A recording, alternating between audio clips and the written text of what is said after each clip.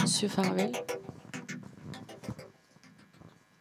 Oui, merci Madame Menawara. Alors, effectivement, je ferai remarquer, comme mes collègues, que ce qui avait été mis en place l'année dernière, c'est une expérimentation, donc on n'est pas dans le cadre d'une régularisation. Si c'est une expérimentation, aujourd'hui on passe à une convention pleine et entière, on n'est pas, c'est pas une régularisation, ou alors il y a quelque chose qui m'a échappé peut-être.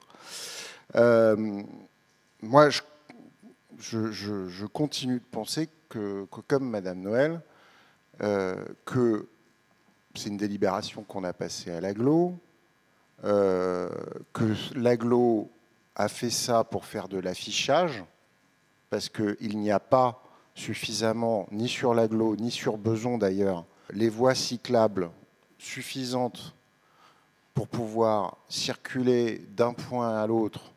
Alors, au sein de l'agglo, j'en parle pas, mais au sein de la commune, évidemment, en toute sécurité.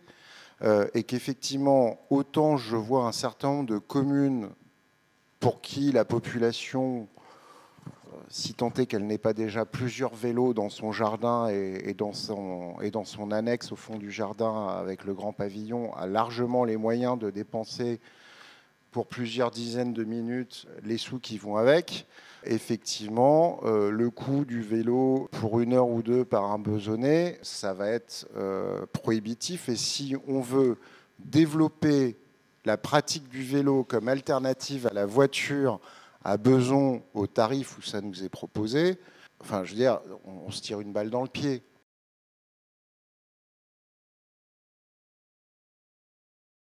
Donc, l'agglomération a fait de l'affichage, une communication politique facile.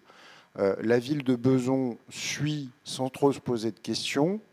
C'est un manque d'esprit critique qu'on voit d'ailleurs régulièrement au conseil communautaire de la part des représentants de la majorité de Beson. Mais ça pose question. Comment, dans d'autres collectivités ou dans d'autres communautés urbaines, communautés d'agglo, métropoles, tout ce que vous voulez, on arrive à faire baisser les tarifs de l'accès à ces vélos et de l'usage de ces vélos pour le grand public? Les collectivités mettent de l'argent dans le cadre d'un syndicat où la collectivité, la commune payent directement, etc. Ce n'est pas le cas ici. On nous dit ici que ce soir, grosso modo, le seul sujet, c'est de fixer la redevance pour l'utilisation de l'espace public. OK.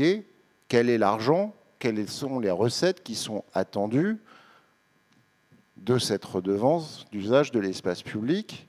Et est-ce que si c'est une somme qui est importante ou sérieuse, ne faudrait-il pas l'utiliser justement pour faire baisser le tarif? Je pense que non, parce qu'effectivement, M. Gibert vient d'expliquer que tout ça a été proratisé, on ne touchera pas grand-chose. Voilà.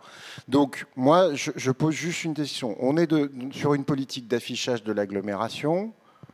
On transpose à Beson sans se poser la question de l'accès concret de notre population à ce service. Et par contre, il y a un truc qui n'est pas utilisé. Nous sommes toujours membres du syndicat Vélib. Je crois que c'est Madame Vazic qui nous y représente. Il y a quand même un sujet pour beaucoup de Besonnais qui est de savoir comment on se déplace en alternative à la voiture ou au tram qui est saturé en direction de la Défense. Et on pourrait négocier le fait que le service Vélib s'étende, parce que pour le coup, il coûte moins cher. Alors effectivement, l'usage sur Beson serait moins subventionné. L'usage sur Beson serait moins subventionné à Beson, puisqu'on n'est pas membre de la métropole. Mais il y a quand même un sujet. Donc on propose un service qui va coûter affreusement cher aux usagers besonnais et qui ne va pas permettre le développement de l'usage du vélo. On n'a pas les voies cyclables développées pour accompagner ça. Il y a aussi le problème du fait que les marquages au sol, on ne voit pas de vélo dessus. Bon, c'est encore un sujet sur lequel il n'y a eu aucun travail critique de fait.